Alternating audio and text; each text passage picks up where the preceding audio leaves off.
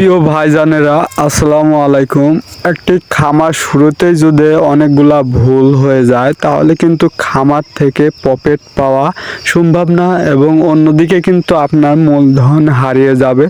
অবশ্যই একটি খামার করতে হলে আপনাকে অনেক বিষয় জানতে হবে।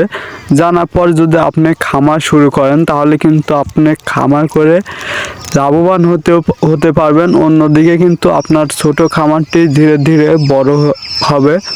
তো একটি খামারে অনেকগুলা ভুল থাকে, সেই ভুল থেকে কিন্তু আমাদের বেরিয়ে আসতে হবে। নতুন অবস্থায় আপনি যেভাবে খামার শুরু করবেন সেটা নিয়েই আজকে একটি সুন্দর পরামর্শ দেওয়ার চেষ্টা করব। আসলে যে কোনো খামার করার আগে অবশ্যই আপনাকে আপনার আশেপাশে এলাকায় যদি সেই খামার থাকে, সাপোজ আপনি কোয়েল পাখি যদি একটি খামার করতে চান তাহলে অবশ্যই আপনার এলাকায় কিন্তু আশেপাশে খোঁজ নিলে কিন্তু কোয়েল পাখির খামার থাকবে। আপনি ইউটিউব থেকে যতই দেখেন, আসলে ইউটিউবে দেখা আর বাস্তবে করা কিন্তু অনেকটাই কঠিন।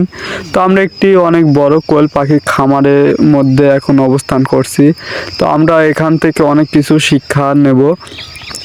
এরকমভাবে আপনারাও আপনাদের এলাকায় কোয়েল পাখির খামার থাকলে সেখানে যাবেন, অথবা আপনি যদি গরুর খামার করতে চান তাহলে আপনি আশেপাশে খোঁজ খবর নেবেন আসলে কোন গরু দিয়ে খামার করলে আপনি টিকে থাকতে পারবেন, আপনার এলাকায় দুধের চাহিদা কীরকম, অথবা গোস্তের কি একটা মার্কেটিং চাহিদা আছে, এসব বিষয়ে আপনাকে খোঁজ করতে হবে।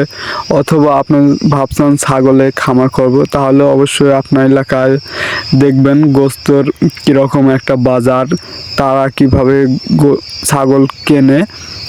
অবশ্যই আপনাকে ব্যাপারীর সঙ্গে কসাইয়ের সঙ্গে যোগাযোগ থাকতে হবে, তাছাড়া কিন্তু আপনি ছাগল পালন করে লাভবান হতে পারবেন না। এজন্য বলবো যে কোনো খামার শুরুর আগে অবশ্যই আপনার আশেপাশে যে খামারগুলো আছে সেখানে যান, তাদের সঙ্গে কথা বলুন, তারা কিভাবে খামার করছে, তাদের কি কত টাকা খরচ হচ্ছে মাসে, কিভাবে তারা আয় করছে, এসব বিষয়ে অবশ্যই আপনি জানতে পারবেন তাদের কাছে। তো ভিডিওটি দেখার পর যদি ভালো লাগে অবশ্যই চ্যানেলটি সাবস্ক্রাইব করে পাশে থাকুন।